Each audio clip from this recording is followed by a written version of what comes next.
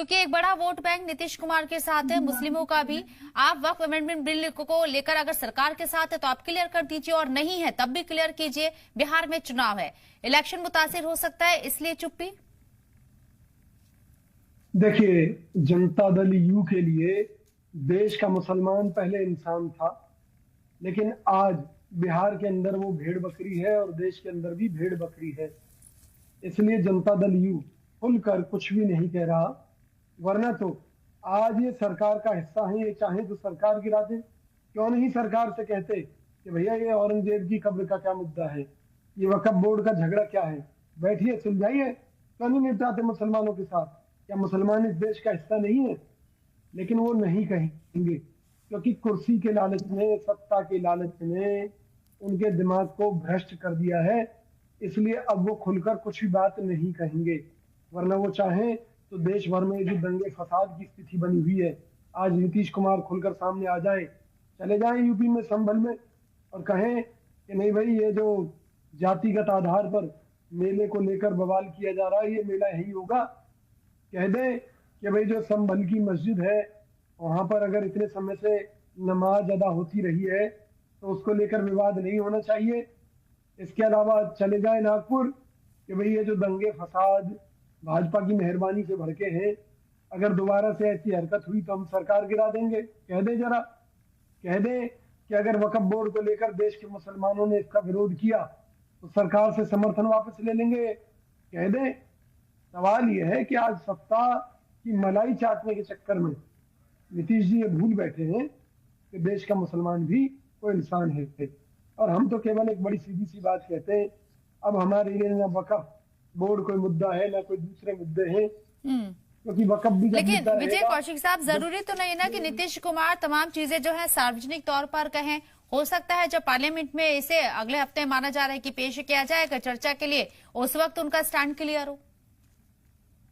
मैं आपसे एक चीज कह रहा हूँ कि नीतीश जी अगर सरकार में शामिल है तो सरकार के सारे पाप में शामिल हैं या सरकार की सारी अच्छाइयों में शामिल है? बड़ी सीधी सी बात है।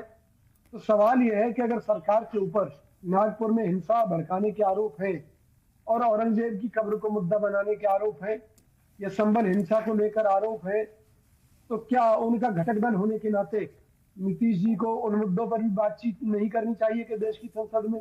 अगर वो खुलकर बात करने से डरते हैं तो वो बताएं कि अब तक उन्होंने इस मुद्दों पर क्या किया है। मेरे कहने का अर्थ केवल इतना ही है कि जनता दल यू केवल बिहार में अपनी सत्ता को बचाने में लगा हुआ है, ना उसे देश से कोई लेना देना है, ना देश के मुसलमानों से कोई लेना देना नहीं है। और इसलिए वो केवल मुसलमानों के हित में उतनी ही बात करेंगे जितनी बिहार चुनाव के चलते जरूरी है।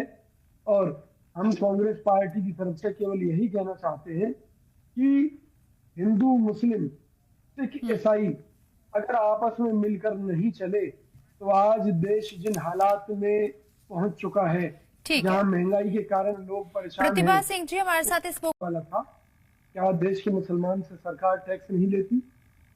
क्या देश का मुसलमान पेट्रोल डीजल खरीदता है तो 50% टैक्स नहीं देता? वो कहीं नौकरी करता है तो क्या इनकम टैक्स नहीं देता? मतलब कहने का अर्थ ये है कि जो सरकार ये दावा कर रही है कि भाई हम इन तमाम सरकारी योजनाओं में मुसलमानों को भागी दे रहे हैं, तो क्या वो भीख दे रहे हैं? मैं एक बड़ी सीधी सी बात कह रहा हूँ, क्या वो मुसलमानों का हक नहीं है? और इस बात को वक्फ बोर्ड से जोड़ने की क्या बात है? वक्फ बोर्ड एक धार्मिक मामला है और ये आराम से बैठकर निपटाया जा सकता था अगर सरकार को कोई दिक्कत थी तो किसी मुद्दे पर। अब इसमें केवल दिक्कत इतनी है कि मुस्लिम सामाजिक संस्थाएं कह रही है कि उनसे पूछा नहीं गया या सरकार अपनी मनमर्जी चला रही है। मुद्दा केवल इतना ही तो है। भाई हम कब कह रहे हैं कि भाई आप जो है इस कानून में बदलाव मत करो, लेकिन इस देश में एक लोकतांत्रिक व्यवस्था है। आप जिनके खिलाफ कानून में बदलाव करना चाहते हैं या जिनके मुद्दों पर कानून में बदलाव करना चाहते हैं तो उनसे पूछिए तो सही जनाब।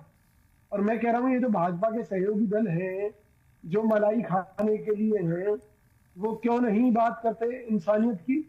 वो क्यों नहीं बात करते कि एक मेले को इसलिए रोक दिया गया कि भाई ये आरोप लगा दिया गया कि भाई वो तो उसका क्रूर शासक का भांजा था और वो भी क्रूर था। उसके नाम पर मेला नहीं होगा, मिटा दीजिए। हम तो ये कह रहे हैं कि भैया ये जो ताजमहल है ये भी मुगल शासकों ने बनवाए थे, कथित रूप से जो भी है विवाद उस पर भाजपा ने भी खड़ा कर रखा है कि वो शिव मंदिर था। इसी तरह से लाल किला है। तो हमारे कहने का अर्थ ये भैया, अगर तुम्हें इतनी ही दुश्मनी है, इतनी नफरत है, तो मिटा दो सारे इन क्रूरता के निशानों को जो तुम्हारे मुताबिक क्रूरता के निशान है। क्यों? क्योंकि ताजमहल के बारे में कहा जाता है कि अपने पिता शाहजहां को यहाँ पर कैद करके औरंगजेब ने तड़पा तड़पा कर मारा था मीनार के अंदर। तो ये भी क्रूरता की निशानी भी मिटा दीजिए भाजपा वालों। तो इन पे दरअसल कोई काम नहीं है, क्योंकि ना ये व्यापार घाटा खत्म कर पा रहे हैं, ना ये विदेशी कर्ज को रोक पा रहे हैं बढ़ने से, क्योंकि उस पर ब्याज पर ब्याज चल रहा है मामला। तो देश बड़े संकटों में घिरा हुआ है। और मैं तो देश के मुसलमान भाइयों से आग्रह करूंगा कि आप भाजपा के झांसे में ना आए, कोई ऐसा गलत काम ना करे जिससे कहीं भाईचारा खराब हो, क्योंकि आज नहीं तो कल हिंदू भी समझ लेकिन जाएंगे। वक्फ बोर्ड